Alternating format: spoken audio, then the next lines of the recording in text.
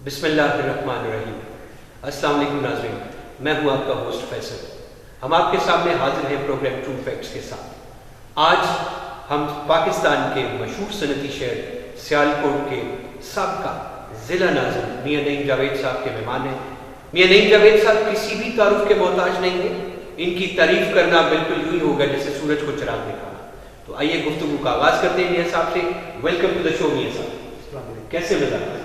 ٹھیک ہے، خیریت۔ Fine, thank you sir. میاں صاحب، ویری فرسٹ کویشچن، سب سے پہلے آپ سے بات شروع کریں گے۔ آپ کا یہ جو خوبصورت سا نام ہے، what is your full name along with your popular public name، اور ساتھ میں اگر آپ اپنا ایجوکیشنل اسٹیٹس جو ہے وہ بھی ہمارے ویورز کو بتائیں۔ شکریہ فیصل۔ میاں نعیم جاوید میرا نام ہے، اور نعیم جاوید جو ہے اس کا مطلب ہے بلیسنگس فار ایور۔ ٹھیک ہے۔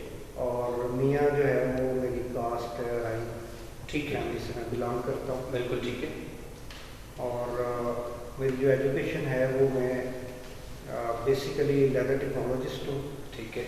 اور اس کے بعد میں نے ایم بی اے کیا ہوا ہے، اور میں اپنے بزنس کے ساتھ منسلک ہوں۔ ٹھیک ہے۔ میاں صاحب، آپ نے اپنی عملی سیاست کا آغاز کب کیا؟ مطلب جب آپ اسٹوڈنٹ تھے یا جب آپ بزنس میں آئے؟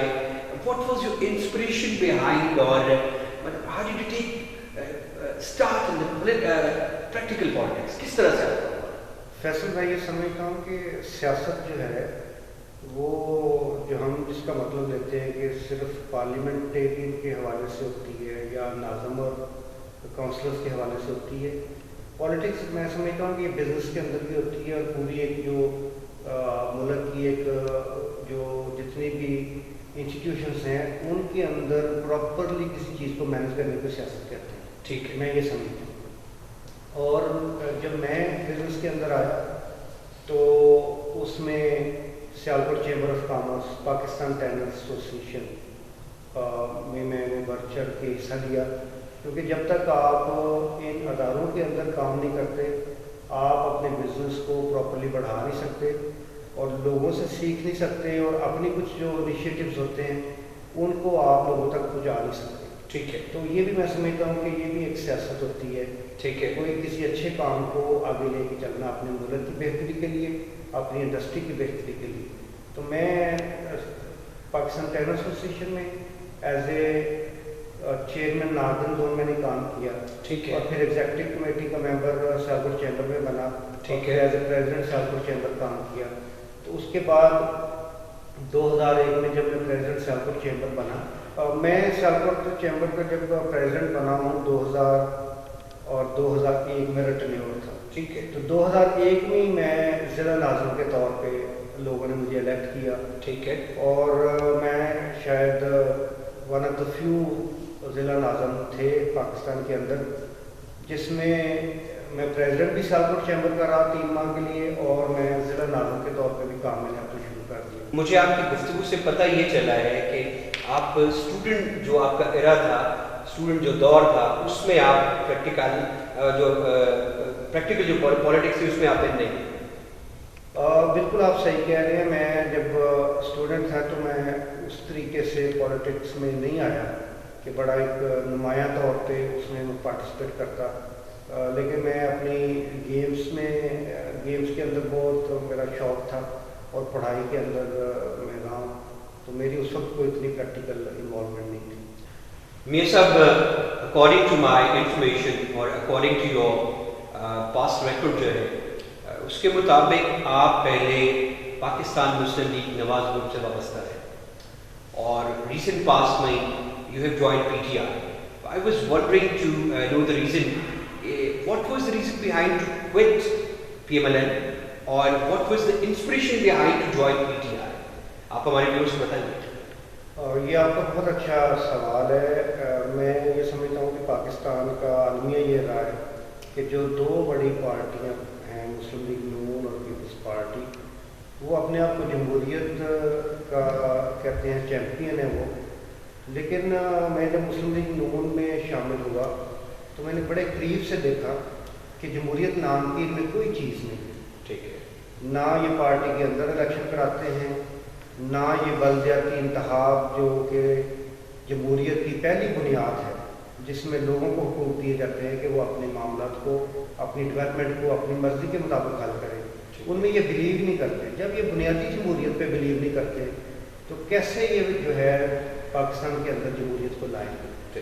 تو یہ ساری وہ چیزیں تھیں۔ اور میں دوسری چیز یہ تھی کہ ان کے جو لیڈر صاحبان ہیں، ہر ضلع میں یا ڈویژن لیول پہ انہوں نے ایک دو بندے کو ہر چیز دے دی، اور وہ ہر چیز سے مراد ہر چیز سے مراد یہ ہے کہ وہ ہر فیصلہ جو کریٹیکل فیصلہ ہے وہ خود ہی کر رہے ہیں، اور اس کے قریب ہے، جس سے اس کو بینیفٹ کو مل سکتا ہے، ٹھیک ہے، اس کو وہ آگے لے کے آتے ہیں۔